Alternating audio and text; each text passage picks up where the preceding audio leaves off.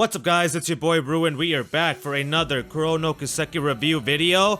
A couple of days late here, but I'm still trying to get this done for y'all. It's been a little bit crazy with the whole Tales of Arise hype release. You know what I'm saying? And then we had the PS5 presentation thing, which by the way, the reaction video for the PS5 showcase is up on the channel. If you haven't seen that, definitely go check that out because some of the games are hype. I am streaming Tales of Arise, that is a thing, that is a go. So if you guys have already played a little bit and you're not too far ahead, feel free to check those out as VODs or come to the stream and hang out with the fam. Anyways, focusing back in here, we got this reveal a couple of days ago. All these 4 characters are super hype, super exciting, including, of course, the 2 returning ones. We're going to talk about each one of them, go over the descriptions, go over the screenshots, and just talk about them, discuss them. We have got Renne Bright. We have got Renne. It was already confirmed for her reappearance. So I know about her past, I know about her history, I know what she looked like when she first started in this IP, and where she has come from since then is insane. Her story development and her character is phenomenal. She looks a lot older than she did in Hajimari.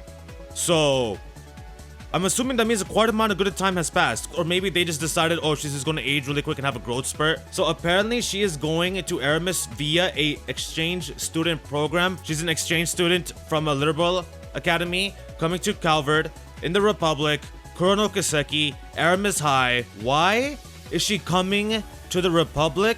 Away from her friends and family, right? Away from Joshua, Estelle, the people that she knows and loves. Why is she leaving liberal to come to the Republic?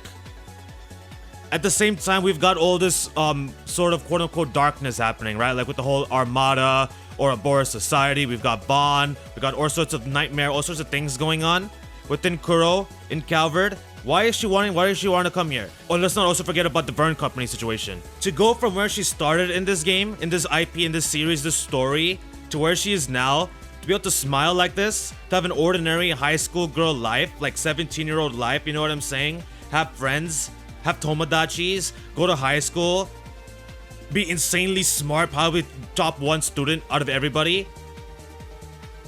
Like, this is amazing. This is beautiful. This right here is the Aramis School Council. We've got Agnes.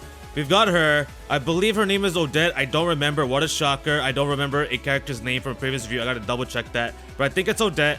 And then we've got him, the jealous boy. The jealous boy who cannot stand Vaughn, because Vaughn is an absolute Chad. Apparently, she's the council president because she is invincible. She can handle any situation thrown at her, obviously, because, I mean, hello? One little tidbit before we go to the last screenshot for her. She moved over here. She moved into her dorms. And guess who was right around the corner? Guess who was living in the dorm right next to her? None other than Agnes Claudel. Which it would explain some of those tapestry arts of them together. So they became close friends. They became close. They talked a lot. So this is her, I'm assuming, doing a craft. And I cannot wait to see what her combat's going to be like. Her action combat gameplay seems very interesting to me. What is her combos going to be like within that mode? And then what are her crafts going to be? Is she going to have new stuff? Like, is she going to get new crafts and abilities that she didn't have in the previous games? Or are they just going to sort of like revamp her old ones? Her voice actor, Yuki, is the same exact voice actor that she had for CS4 and Hajimari. Next up, we have got the one, the only, the arson seal performer, dancer, elegantist. I don't even know if that's a freaking word, but that's what I'm going to say anyways. Risha! What's up, Risha? But no. Risha is not just appearing in Kuro for fun. You know what I'm saying? She's not making her reappearance to play some games, to go on a vacation. She is here making her appearance as Yin. And I freaking love her design. I love her design in Kuro no Kiseki. Quoting Risha, I followed through my own way, my own ninja way, for my past home and my current home. Current home being Crossbell, past home being Calvard. So she is here to protect her past home. I wonder from what, y'all? And I mean, look at this. This aura, her vibes, I'm thinking her vibes are going to be completely different from what is in Hajimari, which is what I know her as. I know her as CS2 in Hajimari. Once the English localizations drop next year, for the crossbow games, I'll probably replay through Kuro after that, and I'll be able to experience it in a new way, in a new light. But for right now, to be able to see her like this, oh, y'all have no idea how excited I am for this. Because as y'all know, I like my smoke demon female characters, the sort of assassin types, you know what I mean? The ones that live in the shadows. And her combat is going to be nice. Now, She is a legendary assassin. She's known as the Shadow of the Eastern Quarter. She used to have a contract with the Heiwei, mainly operated in the eastern quarters of Calvard. Then she got moved over to Crossbell. That's where she had that, you know, that whole interaction with Lloyd and SSS, and that whole situation happened, which I'm not going to get into since I don't fully know the details. And y'all know I always keep it real. I don't try to fake like I know things. So, I'm just going to leave that alone. Put that to the side. Did her whole situation there live through the events of Hajimari? And somehow, some way, from the events in Hajimari, she went from that to coming back to the Republic and making another contract with Heiwei. The reason why she made a contract is to stop none other than the Armada. Last screenshot for Risha. This is a combat screenshot, obviously. She is doing her craft where she throws her weapon, which, by the way, her demon slaying blade, I'm a huge fan of her weapon. I freaking love her blade. It's so thick and powerful, and it's bigger than her body, but she's still able to use it with one hand. That is so freaking nice. Freaking love that. Oh, by the way, she's 21. She is 21. So, Risha, if you ever need to take a break, you know what I'm saying? You need a breather. You need a relaxer, de-stress a little bit from your role as Yin because it's too stressful. Feel free to hit up your boy. Go, you know, have a nice little good time on the strip of Eastern Quarter. I cannot freaking wait to see and use her in this game. And her S-Craft animation. Can we talk about that for a second? What is her S-Craft animation gonna look like in Kuro no Kiseki? I'm really hoping she gets a new one. Can she please get a new one? Because she's appearing as Yin, I want to see Yin and Hime go at it. I want to see them get hot and heavy. I want to see them get hot and heavy to go at it, to have a fight, to have a throwdown, or just interact simply. Because I feel like that'll be very interesting. Yin's voice actor is going to be Rina Sato, which is the exact same one that she had in Hajimari. Alright, it is finally time to talk about this man's. We have a name. It is time. What is up? Ellroy Hardwood, you 47-year-old man.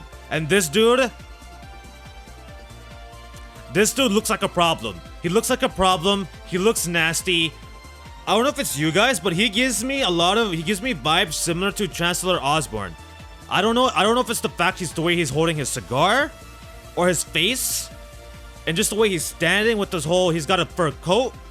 This man has got sauce. He's got presence. And he's got some power behind his design, which reminds me a lot of Osborne.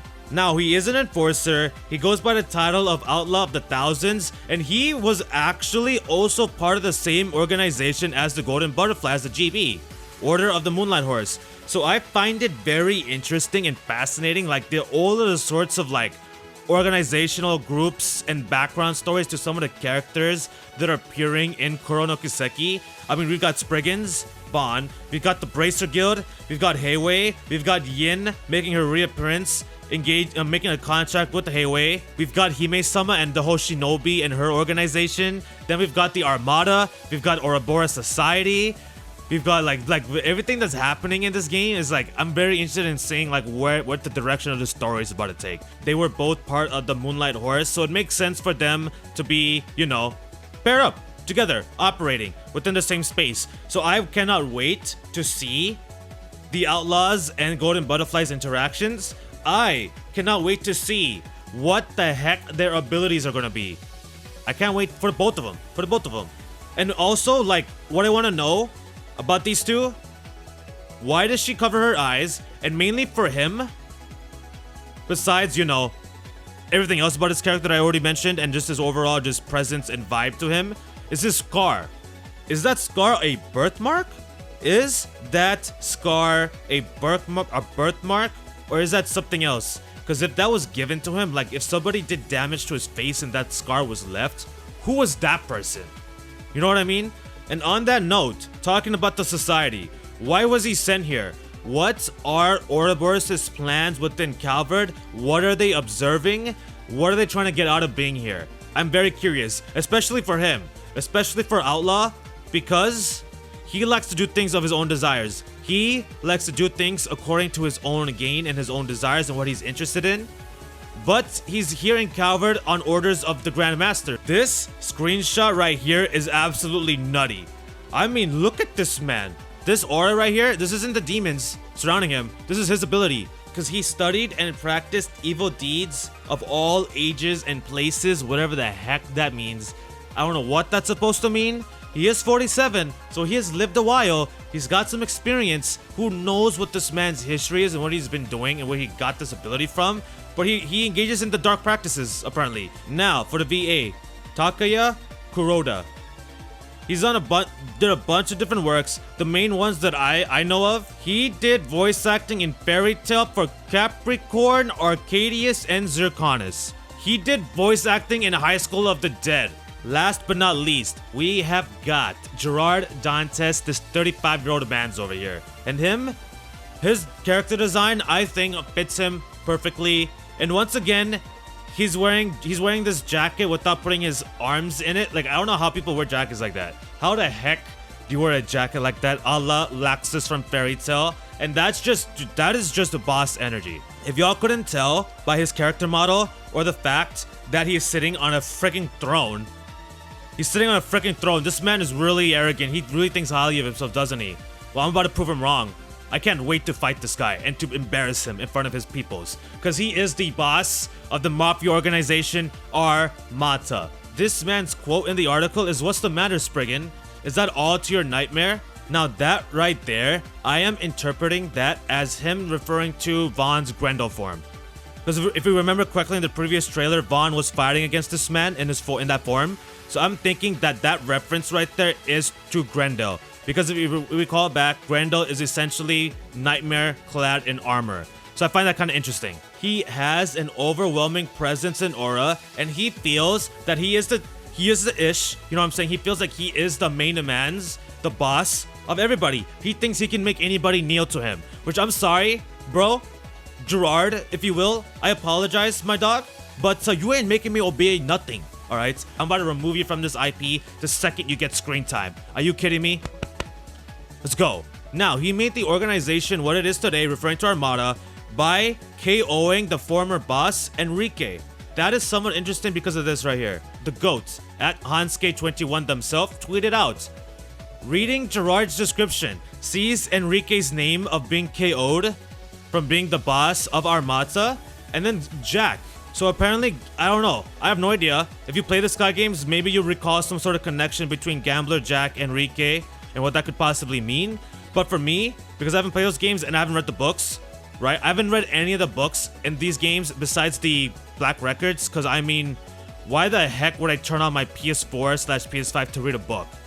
There's textbooks and novels for a reason. You know what I'm saying? So I haven't read any of them. So I have no idea, but I guess Gambler Jack has a connection with Enrique, which means he has a connection with Armada. Take a look at this aura. Take a look at this aura. Absolutely menacing. And what is this weapon? What is this sword? Who made this sword? Where did he get this weapon from? What is its origins? Because, I mean, look at the freaking hilt. Look at the hilt. Look at the blade. Now, this aura, right? Y'all see how dark it is? Look at all these dark colors. Look at all these dark colors and this dark shading. This man is obsessed with the idea of fear, and he thinks what defines humans and their behavior is fear. He believes human behavior is motivated based off of fear, and that's what his organization is built off of, right? He's got a bunch of followers and supporters and simps for him that resonate with his ideology of fear driving human behavior, which I also find interesting for the other two characters that aren't part of Armada but are still somewhat quote-unquote allied with him. His voice actor is Tomokazu Seki. Now look at this, y'all. He voice acted Gilgamesh in Stay Night. He voice acted Gilgamesh in Fate Stay Night. Let me know what you guys think in the comments down below. Which of these four are you guys most excited for, and what do you think of each of them individually? What do you guys think, especially for the Enforcer member and for the Armada boss, especially those two? Anyways, y'all, thank you guys for watching. I hope you guys enjoyed the video and found it to be useful, and if you did, then like the freaking video. Have a great rest of your weekend. If you're a fellow Tales fan or just an RPG fan and you're playing Tales of Arise, I hope y'all are thoroughly enjoying that game, because I'm one stream in so far at the time of recording this and I'm having an absolute blast. And thank you for those that are coming through to the streams, because you guys make my experiences so much better. I love y'all. 190 subs, y'all. 190 subs. You guys are the best. Anyways, thank you guys. That's it for now. I'll see you all in the next video/stream. Take care, fam. Peace.